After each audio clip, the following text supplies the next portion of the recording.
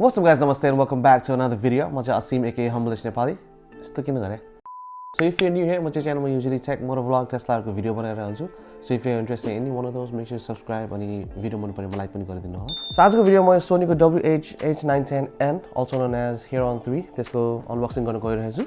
So यो version चाहिँ Sony को MX4 को सानो भाइ हो. So usually यसको चाहिँ $300 जति पर्छ, तर मैले चाहिँ अस्ति ब्ल्याक फ्राइडे को डिलमा 130 ish हो कि कति या 129 130 ish कतिमा किनेको थिएँ. So यो हेडफोन चाहिँ स्पेशली मैले ट्राभलको लागि भनेर किनेको हैन. So म चाहिँ अलि एयरपोड्स प्रो चलाउँछु हैन. त्यसले चाहिँ नर्मली खाली 4.5 hours जति मात्र ब्याट्री दिन्छ के. त्यही भएर मलाई चाहिँ अब अलि लामो ट्राभल गर्नु पर्यो, जस्तो नेपालै जानु पर्यो भने पनि हैन.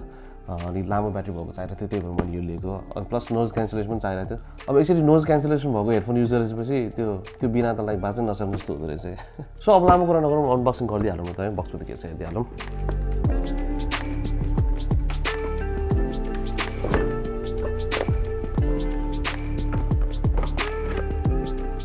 मेन अब हेडफोन भइहाल्यो हैन.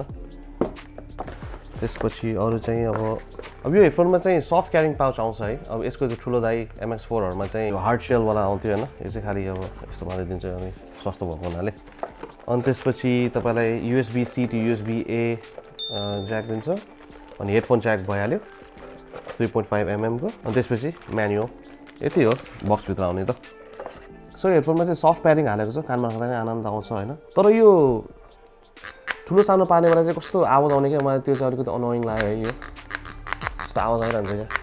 हामी त्यस्तो गरिराख्नु पर्दैन, तर अलिक सफ्ट भइदिएपछि अलिक राम्रो हुन्छ जस्तो लाग्यो मलाई चाहिँ हैन. सो हेडफोन चाहिँ अलिकति सस्तो भयो पनि अलिक ड्युरेबल चाहिँ छ, फ्लेक्सिबल पनि एकदमै छ. भाँच्दैन जति गरे पनि नहुन फेरि भाँचिहाल्छ. सो यो हेडफोनमा चाहिँ मलाई एउटा के चिज राम्रो नलाग्यो भने हैन, तपाईले ट्राभल गर्ने बेला अब यति घाँटीमा हाल्नुहुन्छ नि हेडफोन हैन. घाँटीमा हाल्दाखेरि चाहिँ फ्ल्याट बस्दैन क्या. यता छातीमा MX4 हरु त ठ्याक्क यसरी फ्ल्याट बस्छ हैन. यो चाहिँ बस्दैन क्या. अनि ठ्याक्क यता हानेकै गर्छ क्या, यता चिनमा और डबल चिन मेरो जस्तो छ भने.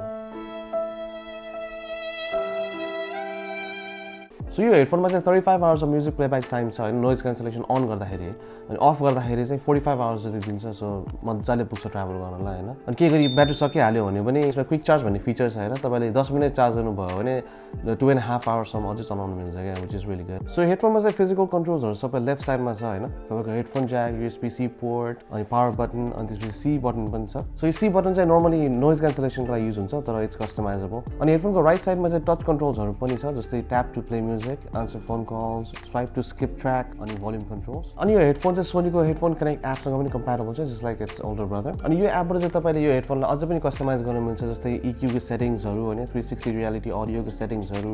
अनि जुन मैले तपाईलाई त्यो C बटन भनेको थिएँ नि, त्यो C बटनलाई पनि तपाईले अझै पनि कस्टमाइज गर्न मिल्छ. जस्तै अब नोइज क्यान्सलेसन त त्यसमा डिफल्ट आउने नै भयो हैन, तर त्यसमा चाहिँ Amazon Alexa अनि त्यसपछि Google Home पनि सेटअप गर्न मिल्छ. तपाईलाई डेमो देखाउँछु है त म.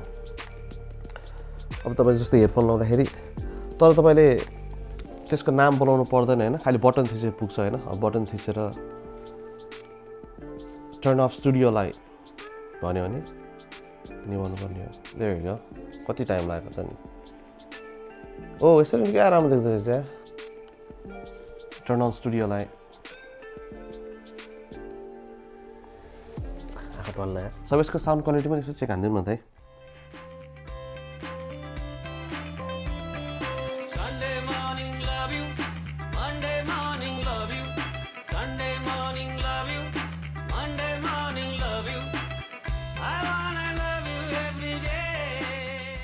सो यसको साउन्ड क्वालिटी पनि राम्रो छ, डिसेन्टै छ. भीम दाइले सन्डे मर्निङ लभ यु भन्दाखेरि त मलाई नै भने जस्तो फिल भइरहेको. सो ओभरअल चाहिँ मलाई हेडफोन एकदम राम्रो लाग्यो हैन. कस्टमाइज पनि गर्नु मिल्ने, साउन्ड क्वालिटी पनि राम्रो छ, ड्युरेबल पनि छ हैन. तर as far as noise cancellation goes हैन, मलाई चाहिँ ठिकै लाग्यो के. प्रब्लम बिकज म एयरपोड्स प्रोमा चाहिँ एकदमै कम्फर्टेबल, एकदमै युज टु भइसक्यो जस्तो. त्यही भएर त्यससँग कम्पेयर गरेर हेर्दा चाहिँ मलाई ठिकै लाग्यो के. तर त्यस्तो नराम्रो पनि छैन, डोन्ट गेट मी रङ हैन. अब मैले त्यससँग कम्पेयर गरेर मात्र मलाई त्यस्तो फिल भएको हो हैन. तर तपाईले त्यो युज गर्नु भएको छैन, यो मात्र सिधै यो किन्नु भइराख्नु भएछ भने चाहिँ राम्रो छ क्या. It gets the job done. मैले किनेको प्राइसमा तपाईले यो हेडफोन पाउनुभयो भने चाहिँ I think it will be worth it हैन. तर रेगुलर प्राइसमा रिटेल भइरहेछ भने चाहिँ अलिकति पैसा बढी थपेर बरु MX4 नै लिँदा हुन्छ मेरो ओपिनियनमा चाहिँ. सो आजको लागि यति नै. If you enjoy the video please give it thumbs up. यस्तै भिडियो अरु पनि हेर्न चाहनुहुन्छ भने सब्स्क्राइब गर्न नभुल्नु होला. Turn on notification bell as well so you get notified every time I upload a video, and I'll see you on the next one. Jai Nepal.